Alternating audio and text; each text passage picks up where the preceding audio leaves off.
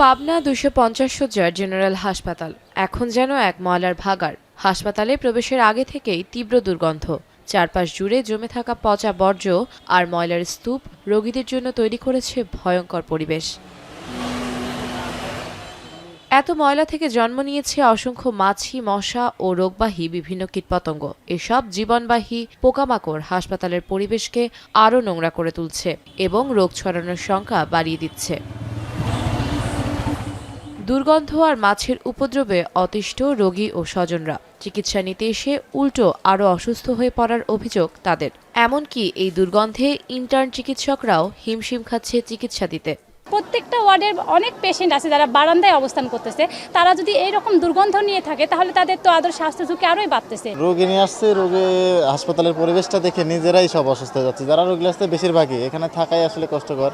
রোগ নিয়ে আসে এখানে, কিন্তু দুর্গন্ধের কারণে আমাদের আবার অন্যান্য রোগ আমাদের মধ্যে প্রবেশ করে। টয়লেট থেকে 100 গজ দূরে থাকতে হবে। টয়লেট করার তো উপায় নেই, আপনার যেখানে সেখানে যত্র তত ময়লা। হাসপাতাল কর্তৃপক্ষ বলছে ময়লা অপসারণের দায়িত্ব পৌরসভার, কিন্তু পৌরসভা তা না করায় এ অবস্থা তৈরি হয়েছে। কারোর সাথে চুক্তি করতে হলে সেই চুক্তি করা এবং সেই চুক্তির অনুমোদনের বিষয় আছে, হ্যাঁ, এবং সেই যে চুক্তি করলেই তো হলো না, তাদেরকে টাকা দেওয়ার বিষয় আছে। আমি একাধিকবার আমাদের উদ্বোধন কর্তৃপক্ষের সাথে যোগাযোগ করেছি এবং ফোনেও তাদের সাথে কথা বলেছি এবং চিঠিও এই সম্প্রতিও আমরা আবার তাদেরকে চিঠি পাঠিয়েছি।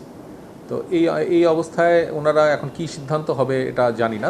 অন্যদিকে পৌর কর্তৃপক্ষ বলছে মেডিকেল বর্জ্য অপসারণ তাদের দায়িত্ব নয়, তারা শুধু সাধারণ বর্জ্য অপসারণ করে। মেডিকেল বর্জ্য অপসারণের জন্য হাসপাতাল কর্তৃপক্ষকে থার্ড পার্টির সঙ্গে সমঝোতা করে সমাধান করতে হবে।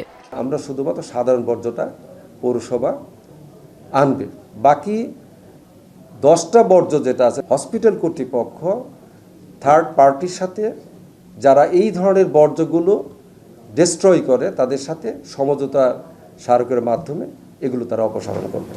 দেশের গ্রামীণ আত্ম উন্নয়ন সংস্থার মাধ্যমে হাসপাতালগুলোর মেডিকেল বর্জ্য অপসারণ করা হতো। 2024 সালে জুলাই মাসে প্রকল্পটি বন্ধ হয়।